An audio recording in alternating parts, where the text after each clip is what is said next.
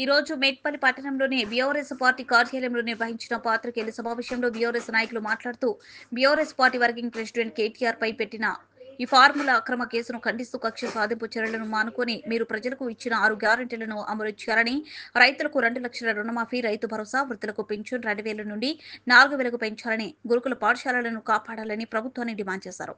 ఇదైతే గౌరవ మా బీఆర్ఎస్ పార్టీ వర్కింగ్ ప్రెసిడెంట్ అయినటువంటి కేటీఆర్ గారు గత మా ప్రభుత్వంలో ముఖ్యమంత్రి గారి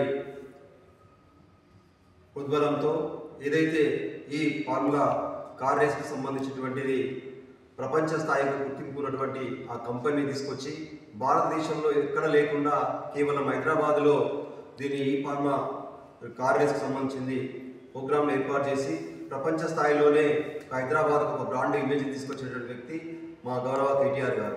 ఎందుకంటే దానివల్ల ఇంకా ఎన్నో కంపెనీలు కూడా రావడానికి, పెట్టుబడులు పెట్టడానికి ముందుకొచ్చి మన హైదరాబాద్ బ్రాండ్, మన తెలంగాణ బ్రాండ్ అనేది ప్రపంచ స్థాయిలో గుర్తింపు వస్తాయని ఒక ఉద్దేశం ద్వారా చేయడం జరిగింది తప్ప ఏదో కావాలని చెప్పి 40 కోట్లు 50 కోట్లకు లొంగేటువంటి వ్యక్తి కానీ తీసుకునేటువంటి వ్యక్తి మా కేటీఆర్ గారు కాదు.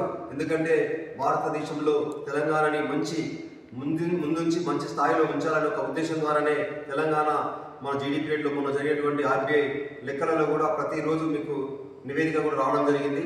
అదేవిధంగా ఏదైతే మా గౌరవ శాసనసభ్యులు ఏదైతే ఇవాళ అసెంబ్లీలో చర్చకు సిద్ధమని చెప్పి అనగా కూడా మీకు ముందుకు రాకుండా ఏదో కుట్రపూరితమైనటువంటి పెట్టుకొని కక్ష సాధింపు చర్యగా కేటీఆర్ గారిని జైలేస్తామంటే ఎవరు భయపడేదేం లేదు.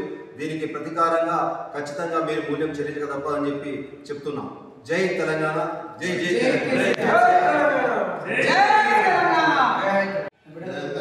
ఈ గత 3-4 రోజుల నుండి కేటీఆర్ పై కుట్ర సాధింపు చర్య ఏదైతే జరుగుతుందో దాన్ని మరి నేను మెట్పల్లి పట్టణము మరియు మెట్పల్లి మండల శాఖ తరఫున ఖండిస్తున్నాం.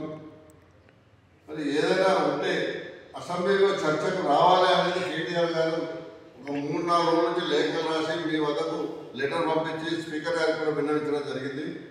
మరి అయినా కానీ మీరు మరి స్పీకర్ గారి దగ్గర కానీ మరి అసెంబ్లీలో కానీ చర్చకు వచ్చినట్లయితే మీ యొక్క భావన బయలైందనే ఉద్దేశం మీద మరి మీరు చర్చకు పెట్టకుండా మరి పోలీసు వారి సహకారంతో ఏదో విధంగా కేటీఆర్ గారిని అరెస్ట్ చేయాలి, కేటీఆర్ గారిని జైల్లో పెట్టాలని ఒక దురుద్దేశంతో మీరు ఏదైతే పన్నాగం బంధిస్తున్నారో ఆ పన్నాగాన్ని నిరసనగా మేమందరం మరి ఈరోజు సమావేశం చేయడం జరిగింది.